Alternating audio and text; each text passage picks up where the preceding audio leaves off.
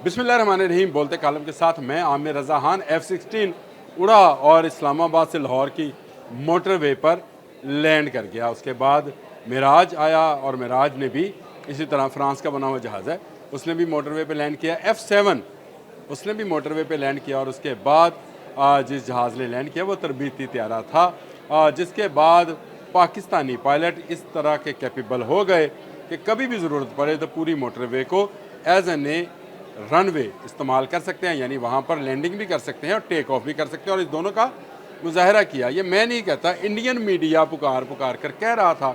और ये आज से 7 साल 5 साल पहले की बातें हैं जो मैंने अभी आपसे की हैं। लेकिन हुआ क्या, आज के दिन उनका मीडिया रो रहा है आंसुओं के साथ और बोल रहा है कि हमारे पायलट्स जो हैं इस काबिल भी नहीं रहे कि वो गंगा एक्सप्रेस वे पर जहाज़ को लैंड करा सकें।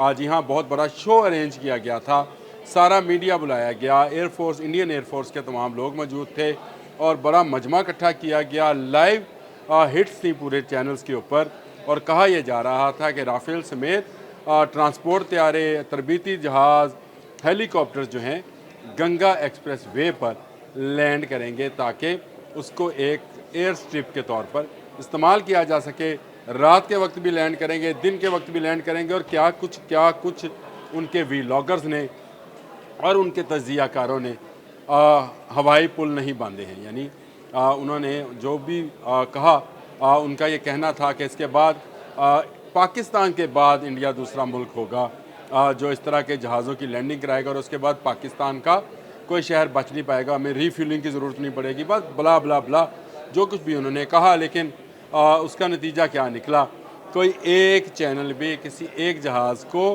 उस गंगा एक्सप्रेस वे पर लैंड कराने में कामयाब ना हुआ।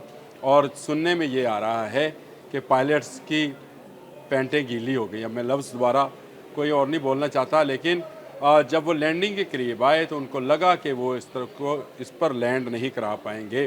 उनके तमाम जहाज़ इस लैंडिंग में फ़ेल हो गए और असल में जहाज़ फ़ेल नहीं हुए, उनके पायलट फ़ेल हो गए। जिस तरह से उनके पायलट पुलवामा के बाद 2019 में फ़ेल हुए थे और उनका जहाज़ ना सिर्फ गिरा था बल्कि उनके पायलट अभिनंदन पकड़े भी गए थे। इसी तरह से अब वो पायलट जो हैं एक्सप्रेस वे पर, गंगा एक्सप्रेस वे पर जहाज़ उतारने में नाकाम हुए हैं। लेकिन पाकिस्तान ने ये कारनामा 2016 में सरअंजाम दिया था, फिर 2019 में सरअंजाम दिया, उसके बाद 2022 में सरअंजाम दिया। इसकी वीडियोज़, इसके सबूत भी मौजूद हैं और इंडियन मीडिया का तहलका मचाना भी इस वक्त यूट्यूब पर मौजूद है, जिसमें कहा गया कि इस्लामाबाद से लाहौर मोटरवे को एयरपोर्ट बना दिया गया है और तमाम जंगी जहाज़ उस पर लैंड कर रहे हैं और टेक ऑफ कर रहे हैं। यानी लैंड भी कर रहे हैं और टेक ऑफ भी कर रहे हैं। इसका मतलब यह है कि इसको एयर स्ट्रिप के तौर पर पूरी मोटरवे को इस्तेमाल किया जा सकता है।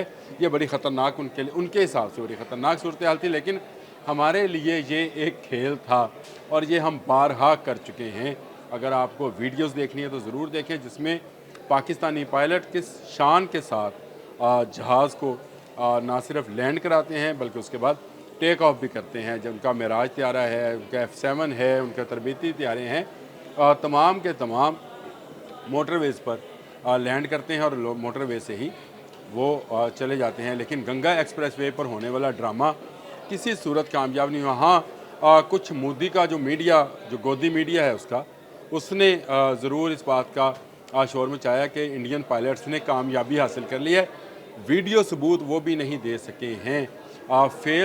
फेक और फॉल्स न्यूज़ जो हैं चला रहे हैं। जिस तरह से उन्होंने पहलगाम में फॉल्स ऑपरेशन की न्यूज़ चलाई, ख़बर चलाई, उसी तरह से उन्होंने ये खबर भी चला दी कि इंडियन पायलट्स ने महारत हासिल कर ली है एक्सप्रेस वे पर जहाज़ उतारने की। लेकिन हकीकत में कोई वीडियो ऐसी सामने नहीं आ सकी।